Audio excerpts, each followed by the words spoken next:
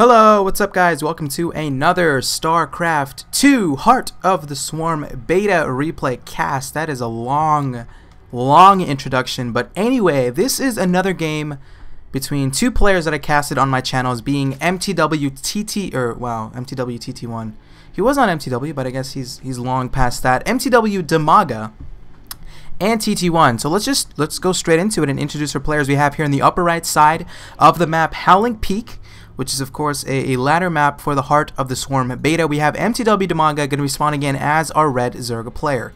Now in the left side of the map, as I mess up all my mouse controls, holy crap, gotta get used to this. We have our blue Protoss player in the bottom left. He's going to be known as 6 Spartan, who is in fact ROOTTone. So if you haven't checked out the previous game, make sure you check it out. This is kind of a special game because this wasn't just a ladder game that they just, oh, let me send this caster some ladder games so he can get some publicity. It wasn't anything like that. This was actually a best of 5 show match series between TT1 and DIMAGA, which was on mTwDIMAGA's Pro Corner. So of course follow that guy out, check him out. Wow, I'm like mixing my words. This is the worst introduction I've ever done in my life, but I'm just gonna go ahead and keep going and roll with it.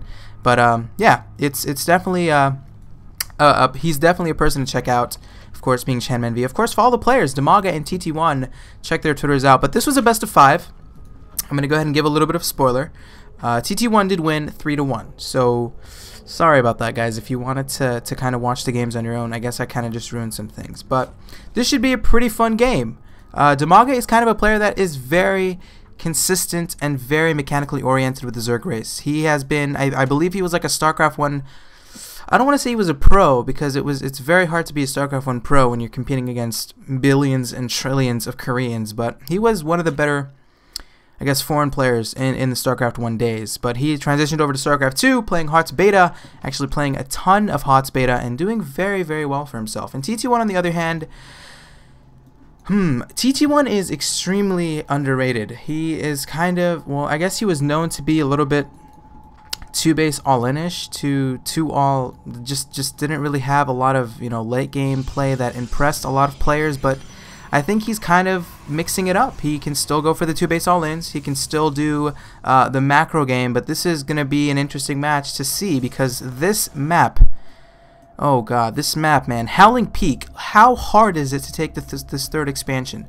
Just look at this third. I mean, you have this area in the back, you can, you know, get a pylon, get some gateways, get a few cannons to defend, but I have seen so many Zerg players just be extremely annoying with the new HotS units, the swarm hosts. You can just get some swarm hosts here and send it on your way to the natural. So a third expansion, definitely something to take into consideration. Extremely hard for Protoss to take. Zerg, on the other hand, is very easy to go ahead and take a 3-base economy, as you're seeing exactly what DIMAGA is doing so far, getting the very, very quick 3-hatch. No gas has been taken. Generally, this is what you see in ZVP. If you're going to go for this quick 3-hatch, do not grab gas very early unless you want to have some kind of, you know, just some quick metabolic boost to give yourself some map control. But so far, TT1 getting his expansion down, getting a gateway, getting a cybernetics core. Interesting wall off from TT1. Generally, you want to see this area. All this area is just buildings and cannons to go ahead and defend, but not a bad wall off at all from TT1. I can totally understand this takes like 5 buildings or maybe 4 or 5 to wall off, so not a bad wall off at all from Root Gaming's TT1. So far, Queen's on the way for DIMAGA, drones being started as well.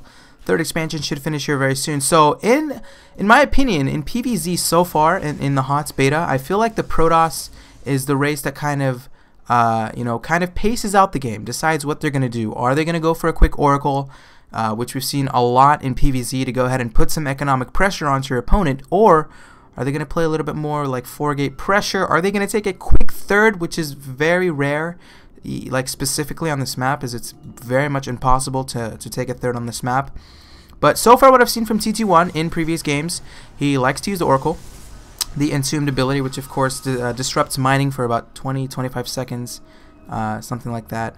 But he's also a player that can mix it up with Immortal, Sentry, Stalker, all-in timings off of 2-base. So we're going to have to really watch out and see what TT1's going to go for. Just probe scouting around the map so far for TT1. We see the Nexus, or the hatchery is completed for DIMAGA. Natural hatchery has been up for some time. Let's look at the units tab. Harvester count, 41 probes for TT1, 30 Wow, okay, DIMAGA just making me look like a complete fool. Gonna go up to 47 drones at this point. No gas. Okay, 1 gas is taken for DIMAGA. Any gas at the natural. Okay, so 2 gases have been taken. And I love the fact that DIMAGA's taken 1 in the natural and 1 in the main. This is so cute. If TT1 comes in here and scouts and sees 1 gas, he's probably going to assume that DIMAGA took the gases in the main, as you see him taking both gases, or 1 of the second gases so far for DIMAGA. But just a little bit of mind games, I guess you can say. Just, you know, kind of taking gases where you're not really supposed to. But really nice play so far from DIMAGA. DIMAGA going all the way up to 57 drones. Looks like TT1 going for that very, very quick mothership core, adding a robotics facility. So a lot of tech coming out of this 2-base play so far from TT1. Mothership core, robotics facility, getting some immortals, getting a few sentries, and getting some upgrades. +1 weapons is on its way for TT1. My oh my, what is this? What is this gonna be? This is looking very much like the 2-base immortal push that a lot of Protoss players have been doing. And in the main, holy Maria, 1, 2, 3, 4, 5, 6 gateways added in the main base of TT1. This absolutely looks like it's going to be a 2-base play from TT1. And there's a Roach Horn on its way for DIMAGA, getting a infestation pit. Metabolic boost on its way, as well as the Roach. I think, what is this? Okay, missile attacks level 1 as well for DIMAGA. So you might have a little bit of an idea of what's going on so far in the base of TT1, or possibly what the build's going to do, as we see the mothership core slowly making its way across the map. TT1, what are you going to do with this mothership core? And meanwhile, we see a bunch of units, actually just a load of sentries and 1 immortal, just making its way across the map. Super bold from TT1, just hanging out in the middle of the map with this many sentries. Super gas intensive units for sure. So TT1 definitely does not want to lose this at all. And he's not making probes, and DIMAGA kind of sees this coming immediately, starts his pathogen gland, starts his glial reconstitution, getting some roaches on the map as well. 2 additional hatcheries, or 1 hatch on the way. There it is. So DIMAGA going for, I guess he's just getting ready to defend, but I don't know if it's going to be enough, because TT1's supply count 93 to 119. DIMAGA pretty much saturated off this 3-base economy, 74 drones compared to the 54 probes, and TT1 definitely wants to do some damage here. Proxy pylons in position, warping in some zealots, warping in some stalkers. What are his upgrades? +1 weapon. So this is going to be a very, very scary push. But guys, look at this attack. But again, don't forget this. This mothership core is just going for it. As we see TT1 making his way into the 3rd expansion. What does DIMAGA have? Force fields going down. Very nice force fields there being placed by TT1, completely holding off any kind of roaches from being able to surround the units. Looks like the hatchery might go down here for DIMAGA. 132 supply for the Zerg. 113 for TT1. Production tab, we see 3 infestors, 4 roaches on its way. Force fields going down. Amazing force fields. Honestly, TT1, anything to take from him, he's probably one of the best Protoss players with force field placement. So definitely look out for that, you know, when watching games from TT1. But he's actually evening up the supply relatively quickly. 127 to 139 as we see DIMAGA now trying to just gather up his units all into one area with them, with some roaches, with some infestors. TT1 getting a little bit of fungal, great fungal being thrown by DIMAGA, completely kind of holding off the immortals and some sentries. So not the best control there from TT1, not the biggest deal at all. But oh my god, the mothership core is actually in the main base of DIMAGA, and TT1 is gonna recall. Holy crap, what is this? Force field at the ramp. Okay guys, I'm just gonna have myself a nice little laugh just for a few minutes. TT1 actually got the mothership core across the map and just recalled straight into the main base. And DIMAGA, what can he do? All he can really do is this. He can just counterattack. Move it across the map with some roaches, with some infestors, like 2 or 3 infestors. Okay, 3 infestors for DIMAGA. But, I mean, TT1's army, honestly, is very, very scary. His upgrades are 1-1. DIMAGA looks like he's going to go ahead and finish +2 on his missile attacks as he makes his way into the natural. Very huge. Nicely done there by DIMAGA, trying to focus down the cybernetics core, not to allow any more stalkers to be produced for TT1.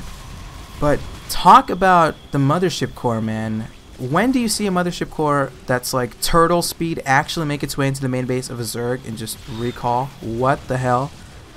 It just happened, and I'm actually a little bit surprised. But at the same time, what can DIMAGA do? He's kind of defending the natural, defending the 3rd. He can't just split up his units and you know, send some to the main, because the army engagement is just going to go way in the favor of TT1. But I mean, the natural's dead, 3rd is dead for DIMAGA. DIMAGA's just throwing up a hatchery here towards the third of TT1. Natural is done for TT1 as well. And it's all going to come down to how they engage. That's all it's going to come down to. Units tab. Let's see what's going on with the composition of TT1. 2 Immortals, 15 Stalkers, a Mothership Core, 11 Sentries. Okay, so a pretty good army for the Protoss player. Meanwhile, DIMAGA going for 3. Well, he does have 3 Infestors, 39 Roaches, 16 Lings. And here we go. It looks like DIMAGA might actually be the one to attack into this army. TT1 trying to posture in. A-moving. TT1 not the best. Okay, he actually just A-moved into the army, so it's going to be very close. TT1, does he have Blink? No, he does not have Blink, but it looks like DIMAGA just getting thrown down some force fields from TT1, and he's actually just, I don't know, this is going to be closer than I think, because DIMAGA doing a lot of damage, focusing down another Immortal. 2 Immortals are going to go down in that engagement. TT1 still has a bunch of units remaining. 76 supply for TT1, 24 for DIMAGA. Okay, throwing down Infested Terrans is going to be so close. Holy crap. And DIMAGA, is he going to do it, or is TT1 going to have too much?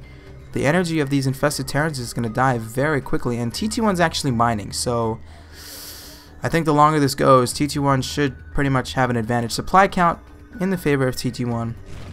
And the big thing here is DIMAGA's not mining. He can't make any more units, as we see TT1.